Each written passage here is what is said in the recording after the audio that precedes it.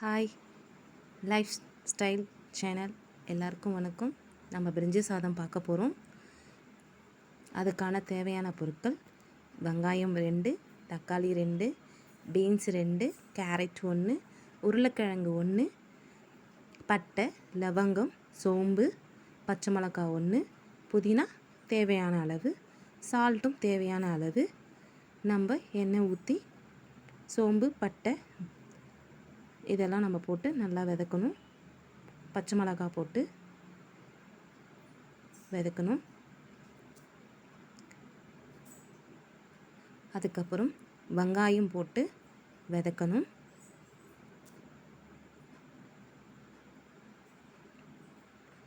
கண்ணாடி பதம் வர வரைக்கும் நம்ம வதக்கிட்டே இருக்கணும்.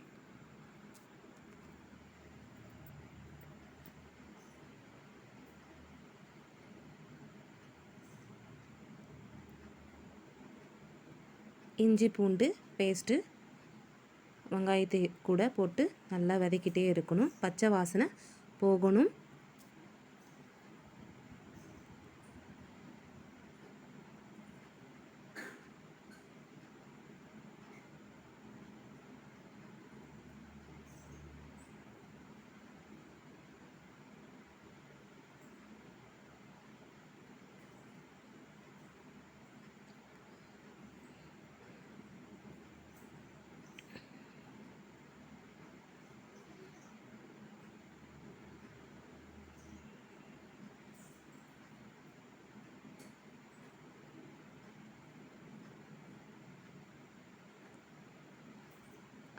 அதுக்கப்புறம் நம்ம பீன்ஸு போட்டுக்கணும்.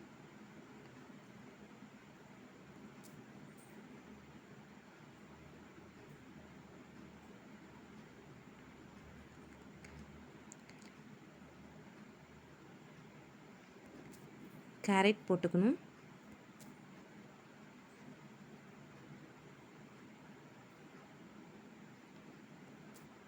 அதுக்கப்புறம் உருளைக்கிழங்கு போட்டுக்கணும். அது கூட சேர்ந்து எல்லாமே நல்லா வதக்கணும். பச்சை வாசனை போயிடணும். அப்போ தான் உங்களுக்கு டேஸ்ட்டாக இருக்கும்.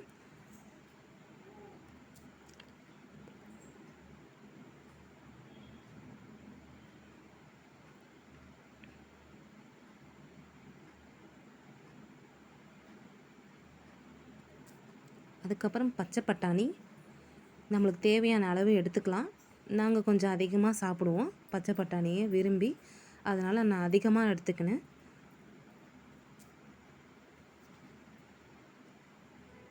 பச்சை பட்டாணியை நல்லா அது கூட சேர்ந்து நல்லா வதக்கி விடணும். தேவையான அளவு உப்பு போட்டுக்கணும்.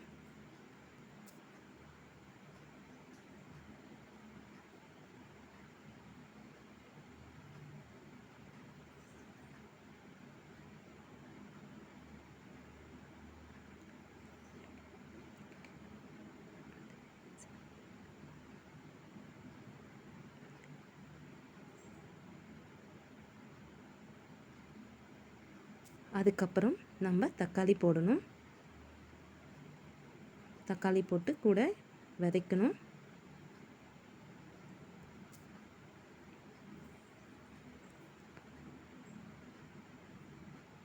அதுக்கப்புறம் புதினா போட்டு வதக்கணும். நீங்கள் எவ்வளோ வேணாலும் போட்டுக்கலாம், கொஞ்சமாக வேணாலும் போட்டுக்கலாம்.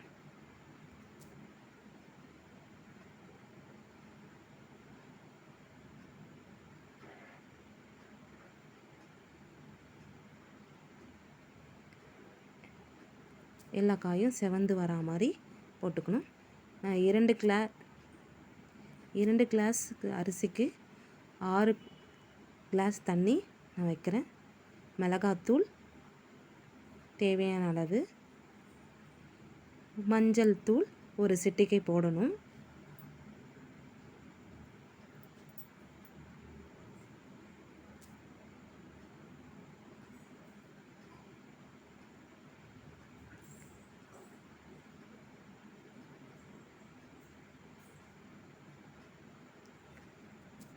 நல்லா தண்ணி கொதி வந்த பிறகு நம்ம அரிசியை கழுவி நம்ம போடணும்.